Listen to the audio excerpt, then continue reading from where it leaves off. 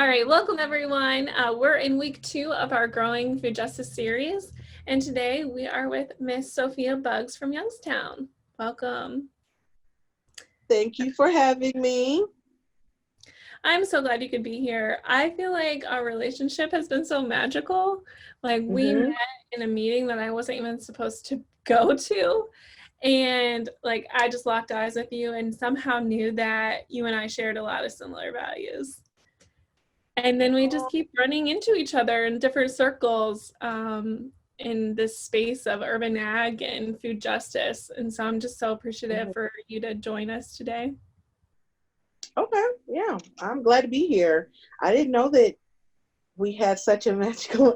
No, first of all, the moment was very magical, but the way you told the story, it was even more beautiful. And I'm grateful that you and I have crossed paths, and since you described it that way, it's just one of those things about me and my spiritual journey that I know when things are meant to be, because that's exactly what happened. We just vibed.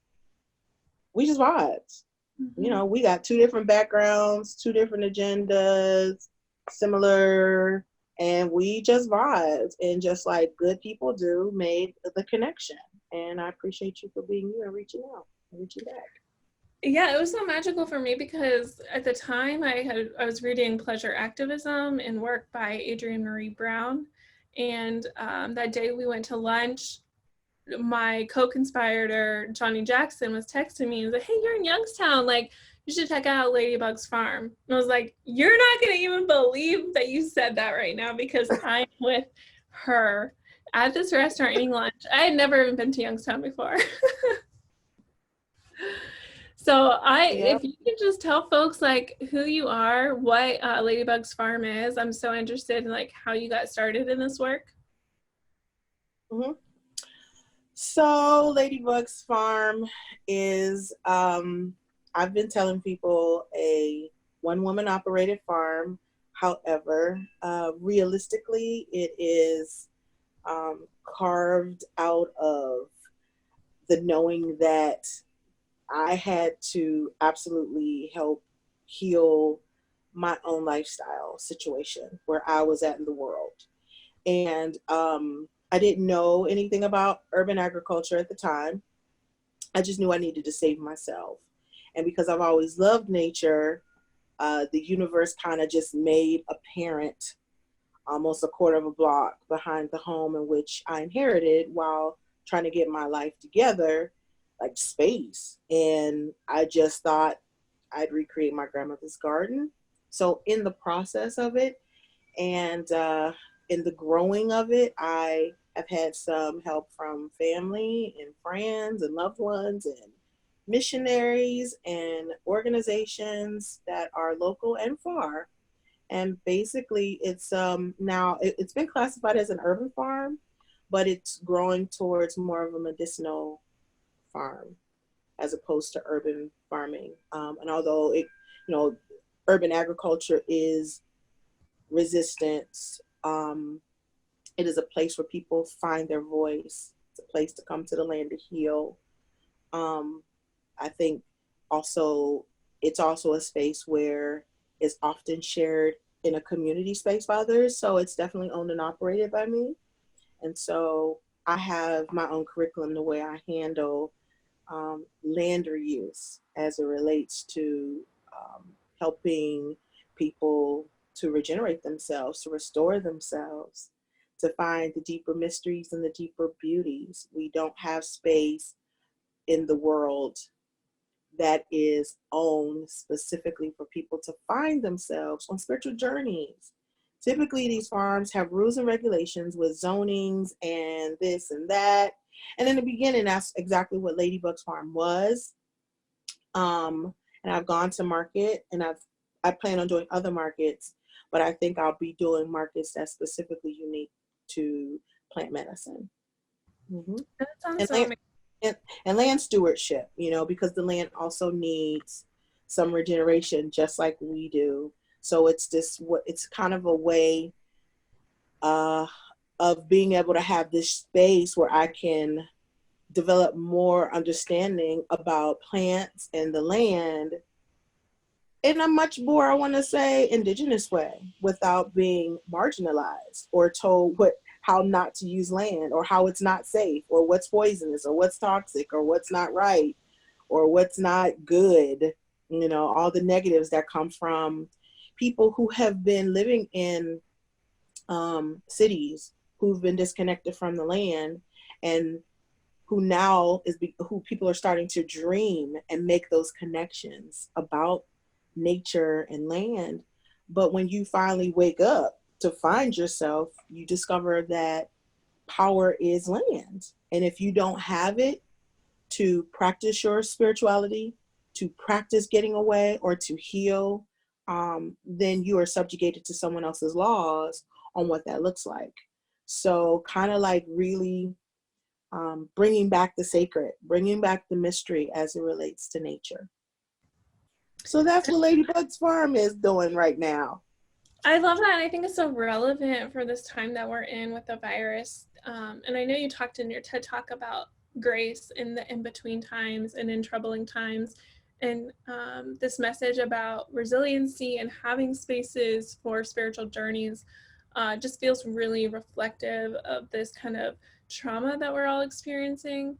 And I wonder how you're holding up during this time, and how growers in your area are holding up, and advice that you would give to folks that have been in relationship with the land and maybe there's been a disruption. So when all hit, I was in New Orleans at the National Good Food Conference. And wow, that was such an amazing conference. And it was timely that the conference was happening as we were discussing emergency systems and emergency foodways and land reuse, and how food should be accessible, healthy, high quality food should be accessible.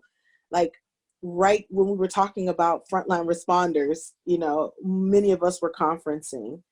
And I don't think in the past, I didn't really consider myself a frontline responder. And then when in the conference, they decided, you know what, while we're here, in light of what's going on, they're going to add a separate breakout section so we can start discussing about what to do when we go back home, like really being proactive about our time. And I was grateful for the opportunity to do that, because I've always in my life have been showing up as the doer, the thinker. Um, and so I never really considered myself a frontline responder. But when I got home and the reality hit me as not someone of privilege, traveling with bringing the wisdom of an organization, and home with my boots on the ground for real, reality hit. Because I know many people who walk through this world who look like I do get marginalized every day anyway. Throw in this weird scenario and really see what it looks like. You know, being at a grocery store as a person who absolutely understands and respects food, to be treated a certain way in the midst of it, and then requiring respect and leading the charge is a bit challenging. So not only am I in the neighborhoods that are challenged, I I live there. I am the neighborhood. My business is there. And so sometimes it does hit us like a double whammy. My blessing is that I didn't have employees, or I hadn't employed people who was looking forward to my assistance financially, which was a blessing. But to come back, I had already hurt my knee with all of the traveling that I had done. So I had to figure out when my body was ready. So it was a good time for me to say, you know what, let's take this opportunity to sit down. Meanwhile, while the rain is coming, your space is growing and spring is here. And in urban settings, landscapes are different, and not different as opposed to how quickly things grow, but like zoning. So you got to make sure your things are cut back, whether it's brush and some of those things are like native plant species that need brush to grow to be beautiful for harvest. So I know that's a whole nother story, but those are the things that was my concern as a frontline responder is if I can get back out there early enough for the season to make a market, and me realizing that more than likely, if I really want my knee to be well, and for me to actually harvest produce with the right health and the right spirit, without stress, because that's one of the other things that I've always shared. If anybody's ever heard me do a presentation, I've always talked about joy and letting joy be that medicine and leading the charge with joy. Like to farm traditionally is not in my trajectory at all. I don't come from farming country per se. I come from growers, but we grew from the city, which was when you could, the times you were able to get out there, and that was around your own job or your own chores or what you had to do.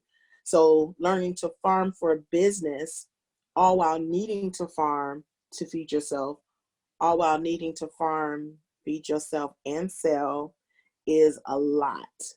And I've talked also in the past about how farmers have to choose what they can eat and what they can sell. Like there's been moments where I can't take berries to market. We need those berries. I stood in the aisle at a grocery store in the frozen section crying because I'm buying raspberries.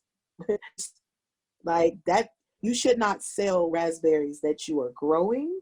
Those are more medicinal than the ones in the freezer section in a grocery store. But when you need that money right then, you do what you have to do to make ends meet. And that's not the kind of farming I was trying to promote. Although I'm hungry and although it's a need and there is a market available, there's just so much more pushing. There's so much pushing in the world that you could do where even if you are doing something healthy and magical, that it still could work against you because you're working in a spirit of resistance. It's just working against your own nature, your own physical ableness, all those things. So me trying to tie in farming with well-being is really the bigger goal, the bigger challenge. But the beauty of it is I've already been working on this plan. It's a decade into this thing, and I feel so grateful that I knew this. This was the point of it, right? So here we are, and now I have the opportunity of telling others how I'm able to share my farm wisdom, how I'm able to actually run a business to feed myself as best as possible and to do it from a space where it is not going to completely burn me out, because I want my daughter to see me doing something that I love and that is not hurting me or harming me or killing me or destroying me. Like I'll let the world do what it wants to do, but not in my home or around my home. Like I want to be self-sustaining my own joy. I don't feel that that is the world's responsibility. So that's what I'm doing now. That's what the farm primarily is doing now, landscaping, a lot of fallen trees that has come about because of the climate that is just shifting and changing. There have been some homes that have been knocked down around the farm space. So that has also uprooted some other trees, which, as big trees is big money, but it can also turn into wood chips and small seating spaces outside.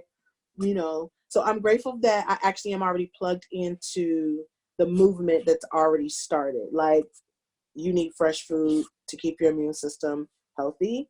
The closer it is, the healthier it is. The more natural it is, that more it'll be healthier for you. So I'm really starting to feel the glow of the appreciation of local growing right now. And I'm also fortunate enough to be connected to a organization that is allowing me to participate with how they are also creating well-being or helping to foster a community um, of green supporters, like really following through with healthy food access and active transportation and parks and green space. Like, this is it, showtime for us. So we're having an opportunity to respond to the people, not just as in the go along every day, but also emergency system foodways. So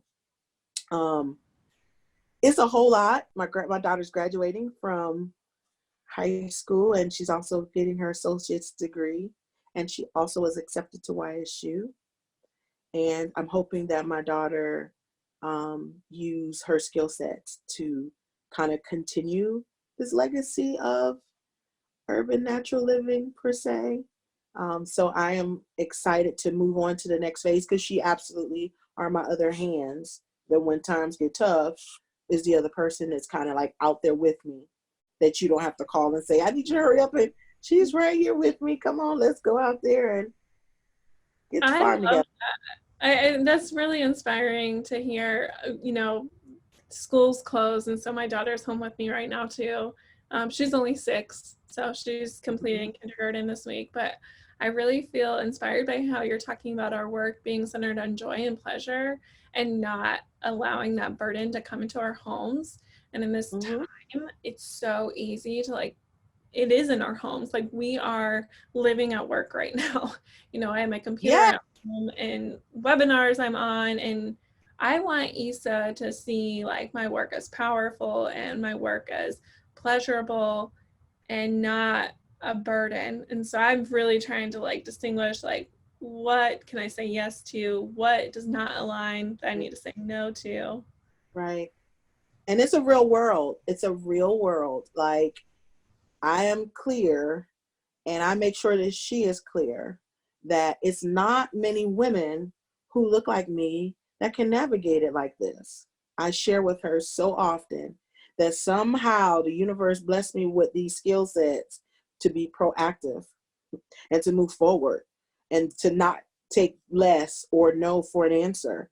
I do often share with her that there are just some days where I can't anymore, and I've got those tools. Like, people think that after you do a TED talk or you've publicly spoken, like, you can keep doing it, and you can. But I tell people all the time too, I'm someone who lives in fear often. Welcome to my world. This is my world, where everywhere I go, I'm masking myself from the common everyday negativities that people do, that will absolutely get on you and stick to you, and possibly make you feel that you have to participate in it in order for you to be normal. Like, sameness is just not who I am.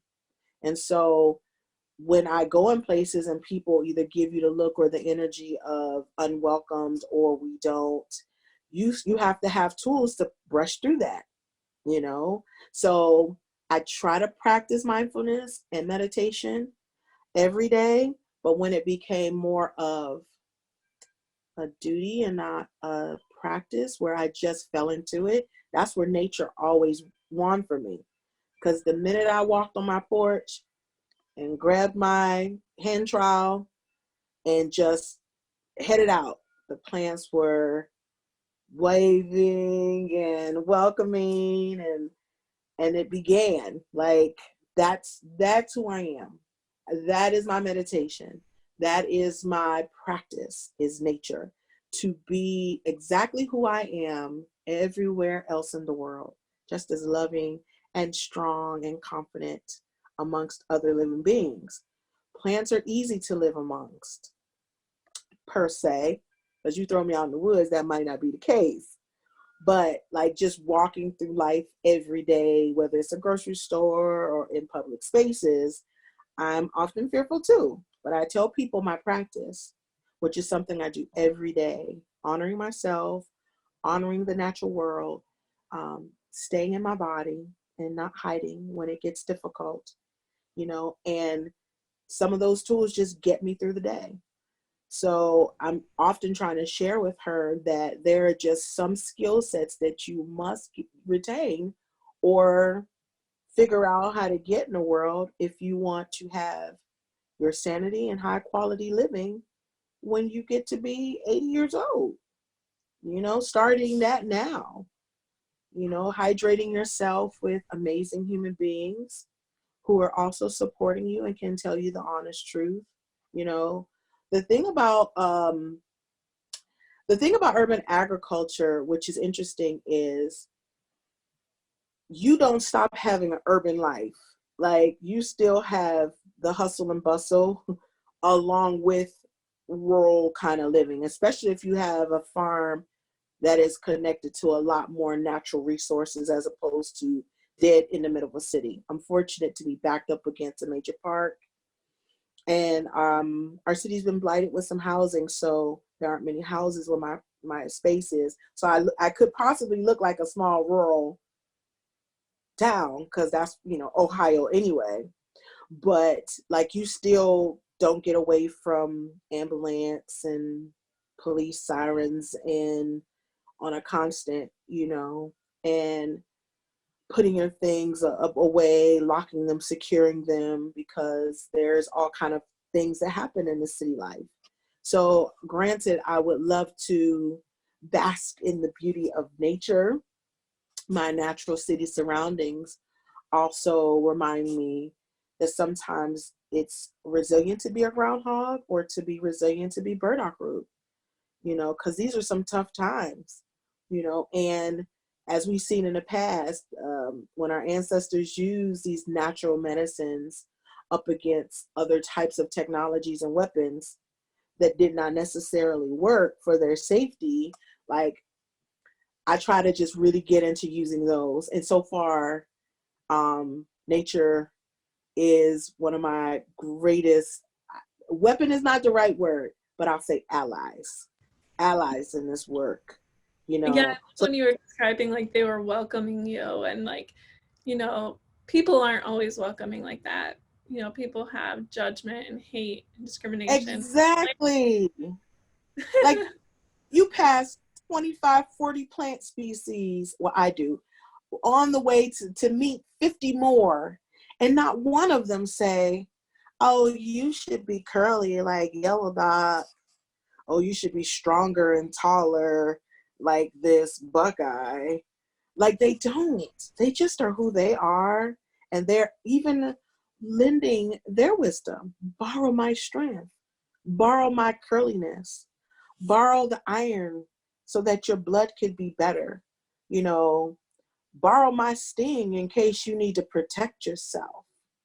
Like, those are all the messages that I have received. And, I don't know where I learned to take just basic information and be so creative. The only thing I can think of is I was the last in my grandmother's home where creativity wasn't stifled. I always was in my mind as an only child. Um, and when I watch, it's a Netflix show, and with an E, to just see her wonder is really what saved her. It really did. It saved her to see like so much of this little girl. I did the same thing. And I was looking, and I was kind of trying to put the difference with, because you know that when you watch a movie, you get deep into it, especially if it's like 20 seasons of it.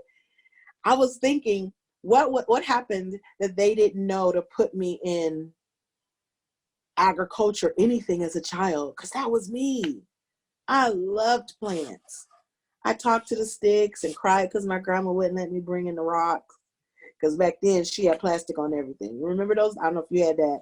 Yeah, But for sure. plastic was on everything, the couch, the floor, and they was not trying to let you mess up the front room. And so just bringing in sticks and rocks to study and investigate more. She's like, well, just leave them on the porch. I was like, you can't leave them on the porch. They're family now. Do you leave family on the porch? But to look at like that, like, man, it would have been nice if we had a better relationship with food and our food system wasn't where it was, because my family clearly would have been like, she needs to be in agriculture, something. But, I love how the universe works. They will always bring you back to yourself. They did their best. They allowed me to frolic in it. And I've always had nature with me. They never didn't say don't do that. So as I became an adult and figured out it's always been my go-to. And I fell into it, and I knew this time I couldn't turn my back on it. Like, it was more than just books and reading hobby magazine and looking at other people's gardens. I was in a space where I needed to create my own, and somehow the universe just presented it. I didn't, have a big inheritance.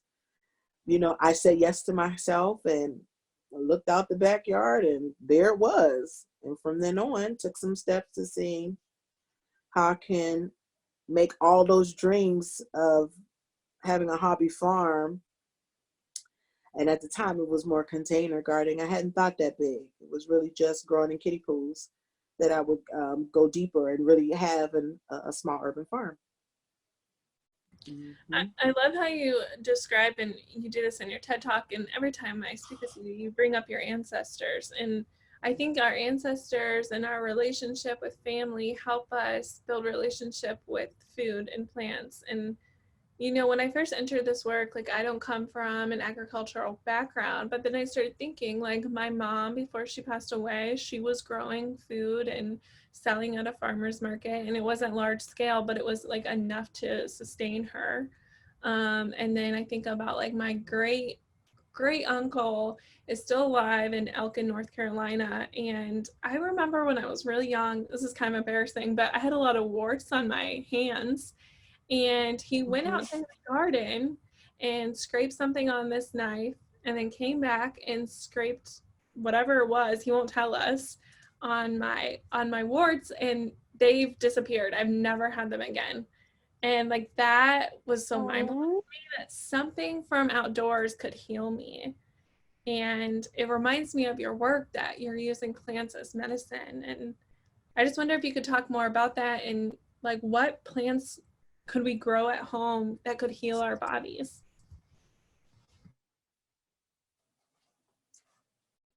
I love talking about the plants.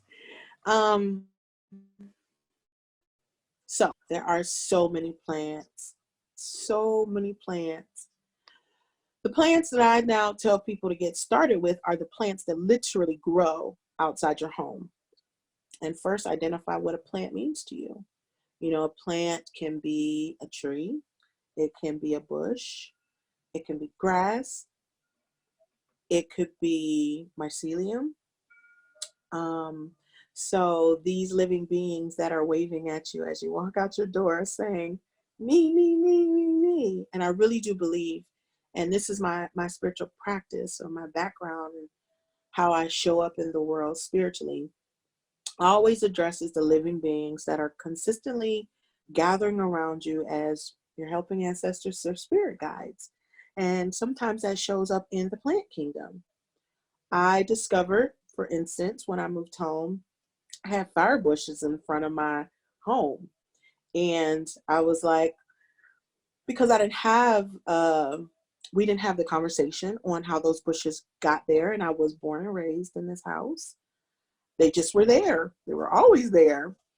And many moons later, into a class on urban forestry, I discovered that people were planting fire bushes in areas that were wetlands or places that had a heavy water table to kind of clear up the water.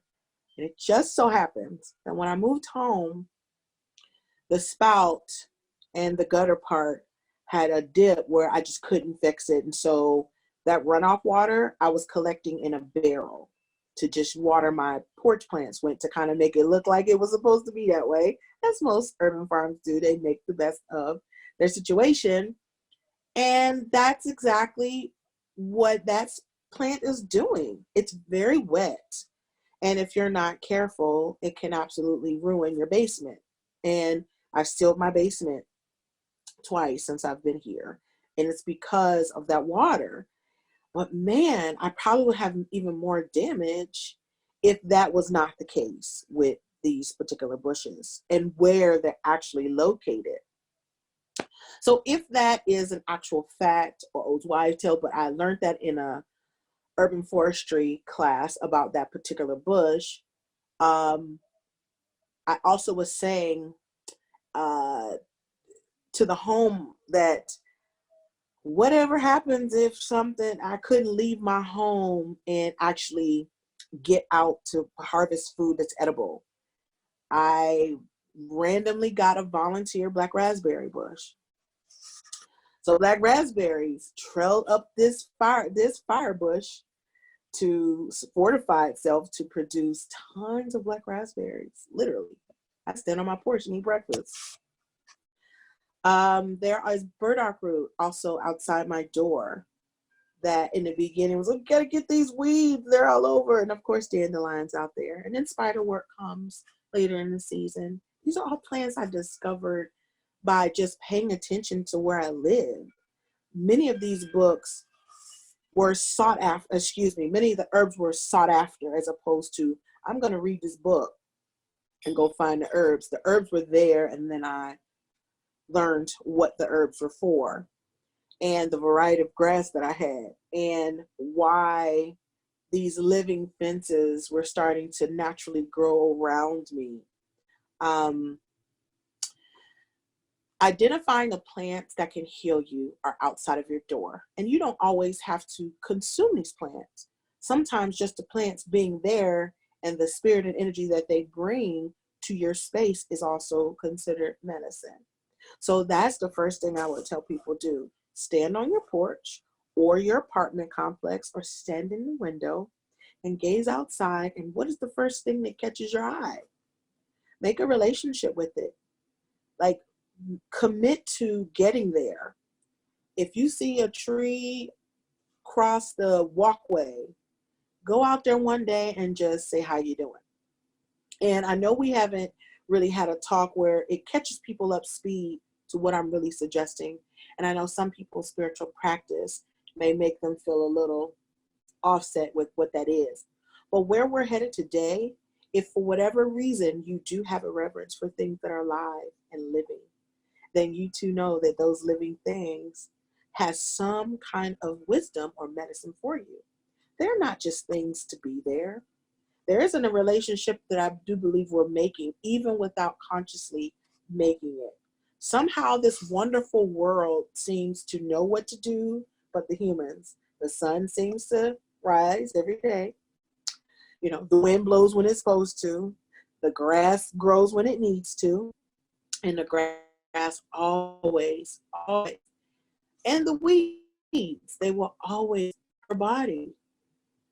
You know, unless we really make it to where there's no real need, there's always a blanket effect of some sort of healing that nature puts in place when it needs to be restored. If you need nitrogen fixing things in your plant and your land, if you let the clovers grow instead of thinking they're weeds, they're going to help. You know, when you let the crown vetch grow, they're going to put nitrogen into the soil. You know, so when you kind of have an understanding with the plants that are growing around your home, I would bet 10 times out of 10, I used to say 8, 10 times out of 10, they're working with whatever disease, disorder, heartbreak, or pain you are currently dealing with right now. So right now, which is spring, a lot of plants are blooming. A lot of flowers are blooming. And no, they're not all edible. But this is an opportunity now where you can literally just find a few things around you to get to know. Some things that you tussle with. Let's say Japanese knotweed. And I know some people are already like, I can't even talk about that. Japanese knotweed is very invasive. But it's also very beautiful. And it's also very edible. And it is a living being. And it's not just there to make you have a bad day. It's there for a reason. It's there for a reason. And I know that that is a tough weed to get rid of, but I'll say this. I've seen people not do well with like getting rid of it. And then I've seen get rid of it. Like it can't, I think that that is the plant's decision and somehow the universe decision when it's done. I mean, I've seen people just make a decision like, oh, this shouldn't be here. And they've done what they needed to do, agriculture wise, natural wise, and they got rid of the Japanese knotweed. And I've seen some people do a lot of things, chemicals, non-chemicals, excavating, and they still keep coming up. But that's because that is the universe not giving up on the medicine that is needed in your world to help you to heal whatever issues that you have. So, again, you don't necessarily have to ingest, but being with them or cultivating them around you is a very beautiful thing to do. And not to mention, very healthy to get out and stretch and move your body, to breathe really good oxygen, and to meet something new that's a living being, and to be open, optimistic that you've been asking a lot of questions about those hurt knees. And all the answers that you've been given hasn't gotten you to 100% pain-free. Maybe give nature a try now, you know, maybe. And you're going to find that nature has some really good resolutions, and not just around physical pain, a heartbreak, and emotional pain. You know, a lot of us have mental health issues. Nature just has a very interesting way of melting that away. So the plants that I would like to have people to discover around their spaces is first get to know the plants that are already there. If you live in a home and there are bushes in front of your house that you absolutely don't know what kind of bushes they are, find out the variety. You know, if there's a plant or a tree making so much mess in your yard, it's trying to get your attention. Typically, that's a female plant that produces things like that. We don't, and where we live now, like we're in Youngstown, we've got streets named from fruit for a reason. There were plenty of fruit trees here when I was a little girl. And many of the people who thought, you know, that they were going to be suburbs, I guess, got rid of these fruit trees because they didn't know that they were hungry. Even then, they were hungry. It was just a cool thing to do because you wanted a good yard and you don't want something making all the mess, you know. So figuring out those varieties that are close by, and having a relationship with them. Who knows? Maybe you'll have an old time recipe that goes with one of those trees or brushes or plants. And I like the bitters, and those are I now like the bitters. You'd asked me this 4 or 5 years ago. I was just getting started with trying to eat a leaf a day. But the edible leaves that are growing around you, like, have a relationship with those. So the ones that come to mind is burdock root, yellow dot. I love all the dots. And mullein, beautiful, amazing, strong mullein, helping us to breathe better and reminding us of how soft and gentle our lungs are, and reminding us also to how, you know, the breath of life is so important. And they make a beautiful yellow bloom that could also be made into like an ear oil. So are all kind of plants that are growing. And that's another good piece to talk about that I would like to share is, and this is a part of how I'm putting together my curriculum, because there's a lot of information out there that I absolutely adhere to. I'm a person with a master's degree, and I love education, and I'm a huge supporter of OSU and all of their work that's doing. So academic wise or peer review wise, I'm always researching. However, just like any institution, they could always use more of people's experiences and discoveries. And I really want to put together something as it relates to urban ag and plants that are medicinal in not just,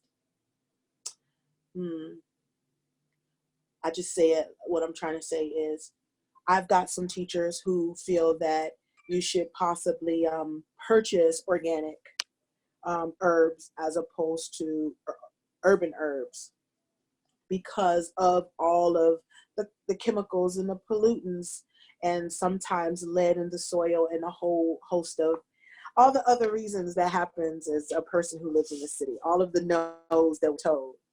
However, there is medicine in that too. Medicine in that too. And many of those plants are restorers and regenerators, and are regenerating the soils and cleaning the air. And some of them have medicine that absolutely can be ingested and used. So I know that there's a thin line, but I am absolutely am not going to be a person who says, don't ingest or take in this mullein that grows next to your home because it's growing in the city. I'm not going to do that. I'm going to talk to the person about, their knowledge and their wisdom as it relates to how healthy that plant really is. Because now we're at a point where if for whatever reason this takes a next level and there is stay home, people gonna eat what they got, and as many chemicals as we spray on foods that we buy every day in the grocery store that's regulated, that's not that bad to Mm-hmm. eat your own herbs that are wild and medicinal that grow around your home. So I'm not necessary. So that's a new thing too. Now that we got this hipster movement happening, we want to be careful to not tell people that the foods that are wild and growing around your space are not of use, but even giving wisdom on how to see if that space is producing high quality foods for where you live. And that often is determined by the wild crafter or the person who lives there. That is not for me to tell somebody, don't eat your own food. That's a, That's dangerous. yeah, it is. And I like that you're bringing up this point. It's kind of making my mind go in a lot of different directions on like why we tell folks in urban settings not to trust their own resource, to trust their own power and their own relationship with land. And Mm-hmm. it kind of relates to this whole series is about growing food justice. And as we close our conversation today, I'm curious, like, what does that mean to you? Because you have presented such a refreshing view, a view that's not just what we need from plants, but what plants need from us too. Yes. Woo. I'm gonna just keep it real. You gotta save yourself first. You must save yourself. And if you don't, no one else will. And there is only one source that I know that you and others can actually grow together, and that's nature. So when you sweep your doorstep off, it somehow makes room for others. And so me saying that I'm saving myself, it does not mean I'm not saving the world. It Mm-hmm. means that that vibration is absolutely moving with the rest of the universe and the world in a natural flow of saving. Because that's the other challenge to be someone in this work. Not only am I saving myself, it's now required that I save everybody else. Black women are strong, mother figures. How do I tell somebody and I got my own farm that I'm not going to share? Right. It's without being said, that's what we do by divine law. So why not look at this as saving the whole self, all of you. But I can't if I'm not healthy. Like those days of making people who feel like shit or not well all the time grow our food. And we know this through migrant workers, people sacrificing their own needs and wants and joys to feed themselves and us, and then turn around being made responsible to remind you not to hurt us, to remind you that we are frontline responders, to remind you that we are important. It's a really interesting psychological lifestyle. Like you just, like everybody else, want to do meaningful, wonderful things in the world, but it just so happens that what you do well is the need of the world. So I want to just remind people that when you start growing food for yourself, you can't help but save others, but you got to start with you and staying focused. Saying when you want to start a farm or a garden, you grow what you love, not what people say grow. In the beginning, I did rows of food, and I wasn't happy because I was trying to be the kind of farmer that was a traditional farmer that was not of my culture, and physically I couldn't keep up. It was very disheartening. and I wasted a lot of food. But when I finally just decided to sleep in a little longer and just grew what I loved, oh my goodness, my table just couldn't, they just wanted it all. They wanted all the herbs, and they wanted all of the heirloom tomatoes, and they wanted all of the weird looking radishes, and they wanted what I loved, what I frolicked through my farm to harvest before market. Like, that's how markets should be. Farmers standing proud in front of their food and their art to share with their communities, not being disappointed because uh, its cost was too much, or and the work that you do when you do from seed to table, is like a lot of work. But I'm telling you, when you do it in joy, the physical work is not even the work that happens, is like this joyous work. And then people just are committed to your product. Families are committed to your product. And that's what you want in a business, a family to support your food endeavor, because the whole family eats. And that way you don't have to spend all your life hustling, looking for new customers, and you grow food specifically unique for those families. And that is medicine in the food. When people think of others in mind, when I plant my seeds, I think of such and such whose elbow was hurting, or such and such whose baby was being born, or blah, blah, whose grandma needs a little mending. Those are the things I water my plants with. You don't want them watered with, the world doesn't love me, and the world doesn't think I'm beautiful, or no one recognizes me, or I'm a failing parent, or my knees are hurting all the time. You don't want that in your food. You want someone who loves doing what they love to do and putting that into your food. That is nourishing foods. To me, that's food justice, really, and what comes about of it is more people feeling better. Somehow plants make you feel better. So instead of me getting 50 tomatoes on my table, I would rather have 50 smiles, 50 more, you know what? Thank you for the moment. Feel bad. Farmers markets do that. Just people who walk through market, just being around more plants, you just feel better. That goodness is just all over you. So that's what I'm asking people is, with food justice, is get out of the way of people who are trying to create that self-sufficiency for themselves. Stop standing in the way of people who are saying, I just don't have all the resources. I have some of them. Can you help? And do your part as much as you can while supporting their endeavors. And if we really, really want to help, we'll do better with organizations who are using grants to start green projects and destroy them at the same time. That's happening a lot. Agriculture is absolutely different. But if you have an organization and it has an agricultural project that's failing, that's only because you're failing with the people. That's the only because you're failing with the people. Keep figuring it out. Keep thinking on it. Get back into the meeting. That's just a way for you all to come and collaborate together on more of how to help people. So I like the idea of organizations sitting with individuals and communities saying, how can we support your land reuse endeavor? Do you want it to be a community garden, or do you want individual spaces? Do you want a pocket park? Like, really talking to the people.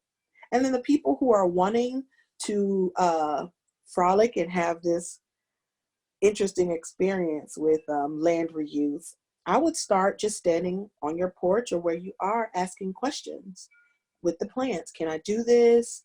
Can we build a relationship? What's my next steps? And then reach out to OSU or local experienced growers on how to get started. Everybody's garden is going to be different. Everybody's growing is going to look differently, but I would definitely say, as far as um, food justice aspect of it, like, go deep. you know, and it doesn't have to be this heart-wrenching, painful experience, but it is asking you to, is absolutely saying, how are you connected to nature? And how much of nature are you also offering support? Like, what do you have to offer nature? I really think it's not, what we're going through is not just we overeat meat, or that our country has overly processed something. We all have done something so nasty to Mother Nature. This simple pause that was simple in the light of humanity, this blink has created cleaner air, stronger relationships. Now we've also discovered new plant species that are starting to show up. Like, we gave nature an opportunity to reflourish. You know, our bodies are just as forgiving. Sorry. Our bodies are just as forgiving. So I would absolutely say build a relationship with nature the way it relates to you, but do it. Don't wait for the end of time to do it. Do it now. So when it gets tough like this, you already have got the permission and the relationship to just continue doing what you've been doing, you know? So it seems weird, but asking permission from nature also helps. So ask the fire bush, like, hey, how long you been in front of this house helping my family? We've grown up together. When I found out the life expectancy of groundhogs in the city, I think they can grow anywhere, like stay from 10 to 16 years. Groundhogs. They're like next door neighbors. So why am I fighting with a being that knows tunnels deeper than life itself? You know, like, building relationship with nature, as Maurice Smalls would say, grow enough for everybody. That's so good. And in this discussion, when you're talking about who you are is essential, I think that's so relevant. You know, that word essential, like who is an essential worker? And you said what you are is the need of the world. And that is Mm-hmm. so powerful. And that's what I'm taking away from this conversation. And I want to reiterate to anyone who watches that is what you are, who you are is the need of the world. And I'm so thankful that you offered the gift. It's so pleasurable and refreshing, and it feels really healing. Is there anything else you'd like to share? Or I also want to take time that if people want to connect with you, how they might follow you, if you have a Yeah. Venmo or PayPal that folks can donate to your cause. Yes, I am on Instagram as Lady Lady, my last name Buggs, B as in boy, UGGS Farm, and also on there as Mama Sophia's Wisdom, and same for Facebook, Instagram, excuse me. And for Facebook, I am Ladybugs Farm and Mama Sophia's Wisdom. But I also want to give a shout out to a strong partnership, which is Healthy Community Partnership. And we have action teams that are committed to also having a healthier, stronger communities to the health and well-being of the people. And so I guess I want to share with you also to check out Healthy Community Partnership on Facebook, because that is an organization that I work with. I'm also the Mahoney County Food Access Coordinator. And so we are deep in the trenches and making sure that we don't over socialize most of the stuff that's getting out with food, but working with the organizations that's providing as much food work or support as needed. And I'm also on Facebook as the Mahoney Valley Food Access Coordinator. So you can like that page also. And I'm on Twitter as Ladybugs Farm. If for whatever reason, magical reason, you'd love to donate, I have a PayPal, which is healingflower@gmail.com. And that's healing with 2 L's, HEALLING, flower@gmail.com. And I am currently working with a project with my daughter to raise money for her college tuition. And we're hoping that that's something that we could share with other growers who have children in the home.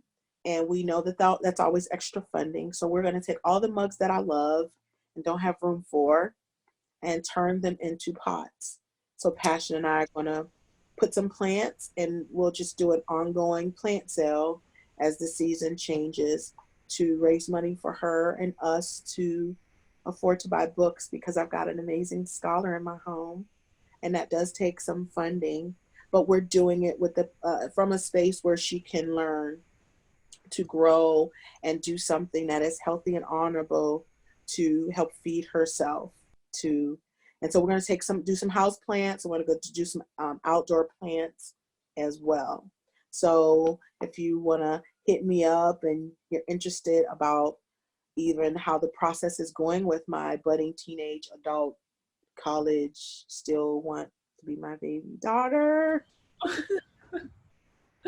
we've got this is our lip gloss fun, lip gloss and you know, books and all those other things. But also too, just her making a healthy decision on being committed to her own education and supporting that from something fun. And it's also a family activity um, that we could, do together. So Well, thank thank you you. for your time.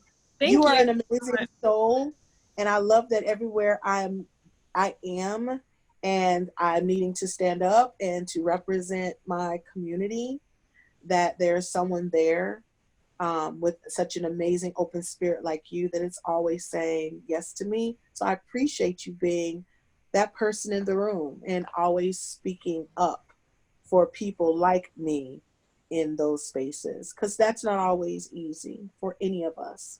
So thank you. I appreciate your time, and I'm grateful for this project that you're doing. I'm hoping that Thank I will help in some resources. Oh, absolutely. This is so powerful. Thank you so much.